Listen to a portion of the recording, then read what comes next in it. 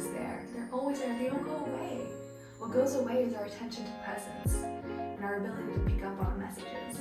Hello, and welcome back to my channel. Today I wanted to talk about befriending the angels, what it means to connect with angels, and how if you've been interested in connecting with angels, you can do so.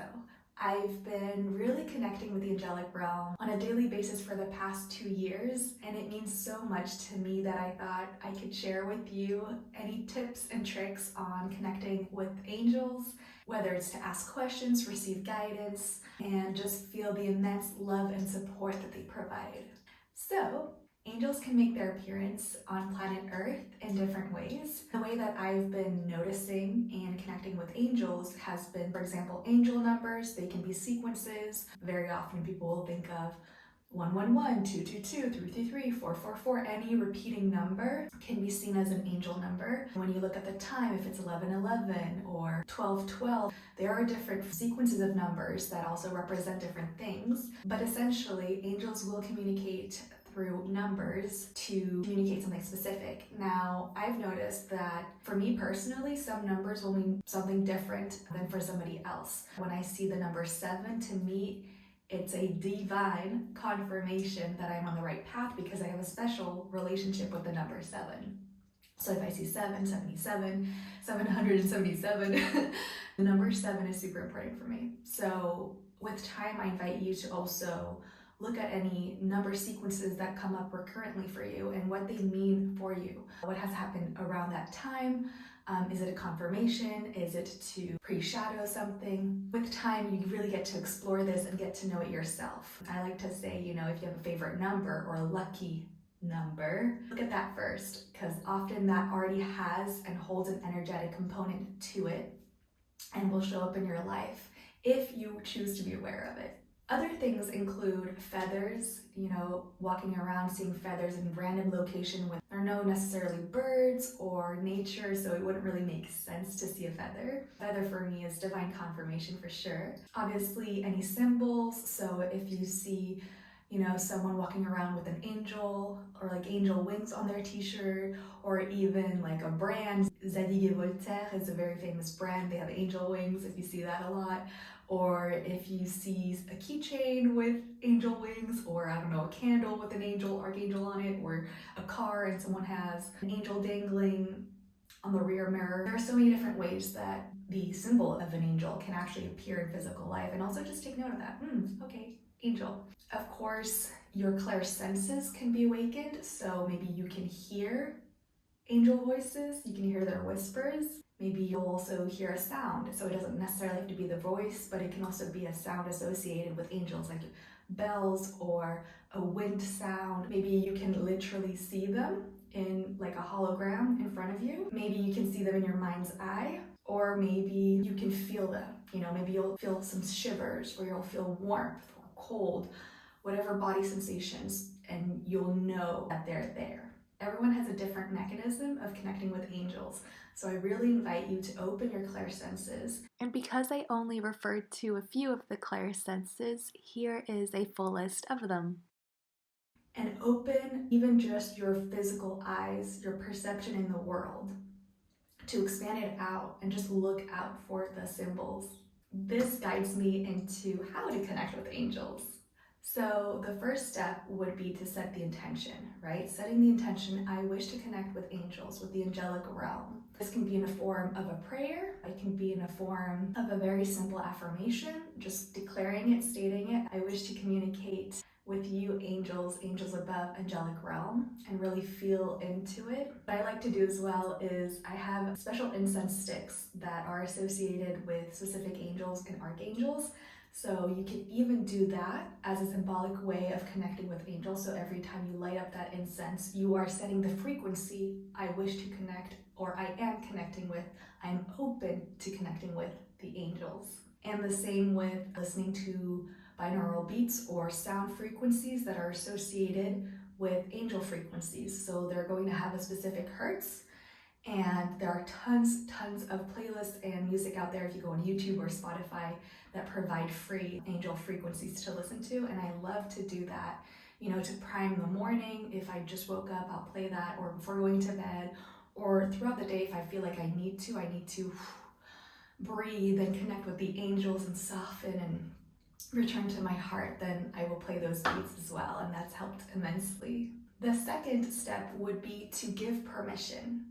Give permission to the angels to intervene. So many times I think people want to connect with beings of light and they forget to even say, please intervene. Like, I give you permission to send me messages, to communicate with me throughout my day, because beings of light will also wait for your end, your invitation, your openness to step in. So please declare it, say it out loud, and give permission for them to communicate with you.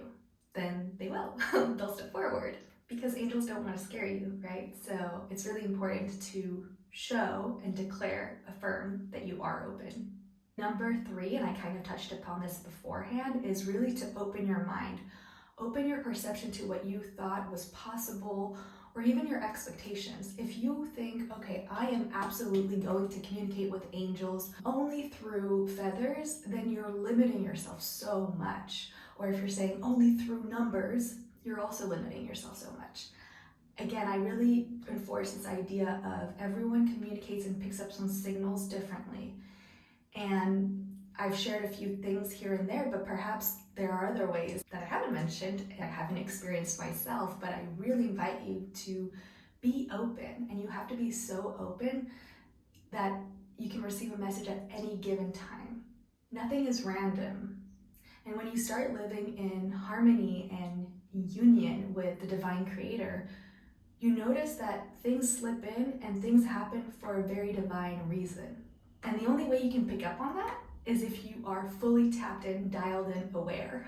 Because if you're not aware, you're just gonna walk around mindlessly, and yeah, you'll never see the messages.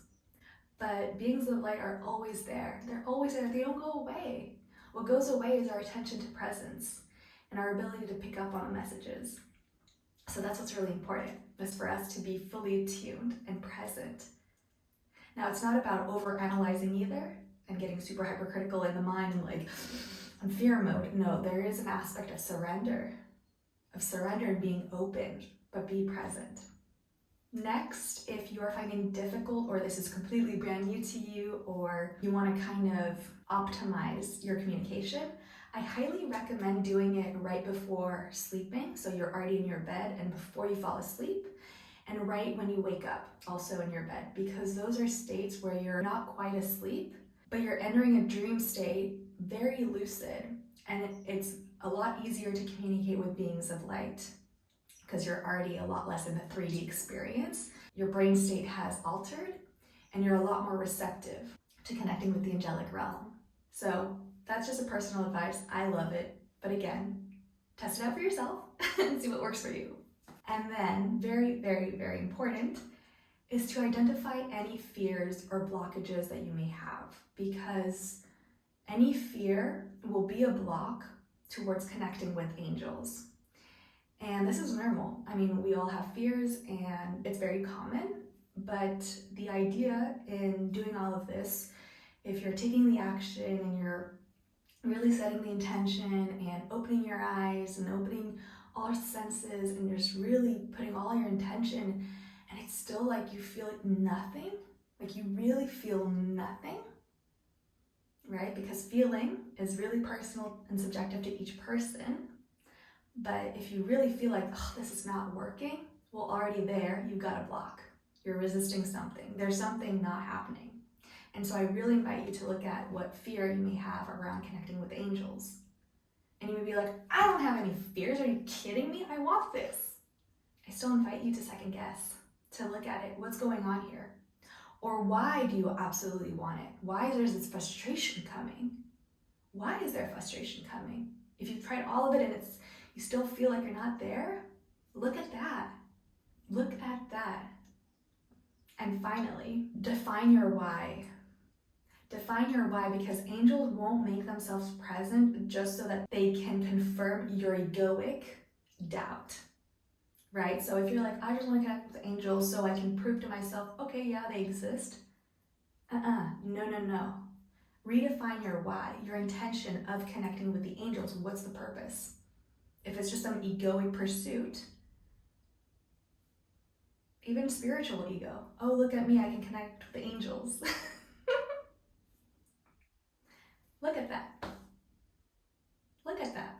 Really define your why. Why do you want to connect with angels? Connect it with the heart, because angels really align to the vibration of the heart. So make sure your intention and your why stems from the heart and is of the highest interest for yourself and for all other beings. Don't make it about the ego. And it's also okay, but that may be blocking you. So voila, that's all I have for today. If any of this helped you, please let me know. Comment below and like the video, subscribe, because that really, really helps me. It helps the channel grow. It also helps me see if you like this kind of content. Again, this is just my advice, and take what resonates, leave what doesn't, and please test it out for yourself. We need to be our own experiment and get to know ourselves and our channel and how we connect with beings of light. Remember that everyone is unique, everyone is different. So there you go. It is such an honor, such a blessing, and so much fun to connect in this space. Thank you so much for being here, and hope to see you next time.